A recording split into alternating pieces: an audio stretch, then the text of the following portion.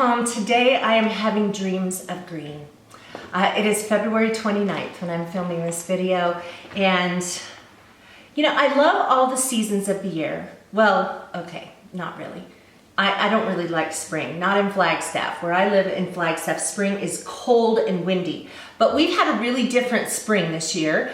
And in fact, I mean winter, we're not at spring yet. We've had a really different winter. Normally we would still be getting snow and it would be in the 40s, and it has been in the 60s for the last, I don't know, 3 or 4 weeks.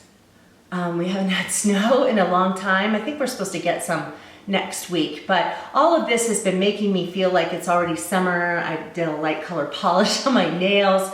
Oh, sorry, the sun's changing. Everything's turning yellow. Sorry about that. But anyway, so what I always do every year though is at a certain point in winters I start having dreams of green, which means I start dreaming of my summer garden. I get catalogs that start coming in the mail. This is Gardener's Supply Company and Totally Tomatoes, Gardens Alive, the Burgess Seed and Plant Company, Gurney's. I have all of these different ones. I already have the seeds that I'm gonna plant, and so, but I love looking through it and just sort of dreaming about my garden and warm weather and all of that. So I wanted to show you, not only tell you about the catalogs I was looking through, and by the way, I've ordered from 2 places this year. Pine Tree Garden Seeds, I order from them a lot. They have a lot of heirloom varieties and also many varieties of seeds that are for places with short growing seasons. So, you know, seeds that come to harvest in a shorter number of days. And then the other place is I think it's pronounced, is it terroir? T-E-R-R-I-O-R, terroir seeds. And they're located in Arizona. I think it's in Prescott, Arizona. I'll link both of those in the space below so you can check those out. But I got some fun varieties from them. And what I always do at the end of February is I plant my tomato seeds in my AeroGarden.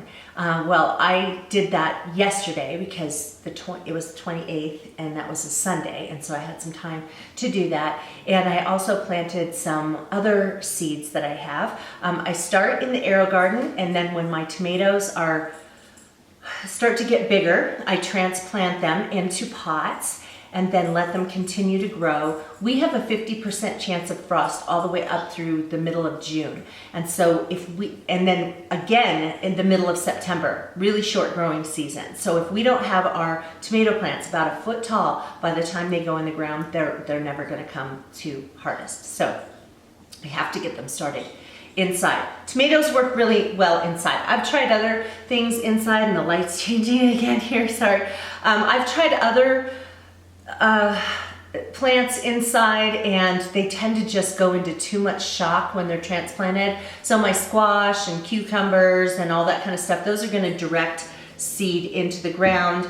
And I always put my greens and peas and stuff directly into the ground. Those are pretty hardy. But so anyway, the tomatoes though, I got started, and then once they grow to be a certain height, then I put them out in the garden in May when we're still going down to freezing temperatures at night, but I protect them in these things called walls of water. I'll have a video about that when we get there. It protects them down to 16 degrees and even in snow, and so I get those out there. But it's always exciting for me when it's still winter, but I'm actually planting seeds for my garden. So without further ado, let me go ahead and show you my AeroGarden, and then I'll show you something else that I planted too. So right here is my AeroGarden. You can see this is the hood of it, and I lower it down as far as it will go so that the light and the heat from the lights is as close to the seeds as possible. There's an insert for my AeroGarden. I take off the regular insert and put in this styrofoam thing that floats in the water, and then there are these little soil-like plugs that go in there, and then the seeds are just put inside. I labeled the different kinds of seeds. You can see I've got quite a lot. I've got a couple of cherry tomato varieties, I've never tried a white tomato before, but I've got a white tomato, and I even have a green tomato, like when it's ripe, it's green. And so I have a whole bunch of these. I grow one more of each kind than I actually want. And that is because sometimes along the way, something will die. Like when I transfer it from here into the pots, then sometimes they go into shock and they'll die. I've had pretty good luck with them surviving though. Where I have trouble is when they go from inside to outside. Most of them survive just fine, but a few times I've actually, when I've been handling them, I've broken the stem. So it's always nice to have an extra tomato plant that you can use. So anyway, so those are the tomato plants.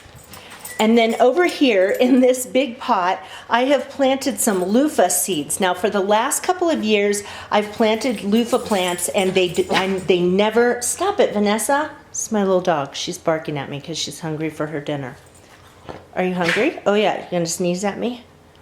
You gonna sneeze at me? Are you? Yeah. Yeah, she's sneezing at me to get my attention.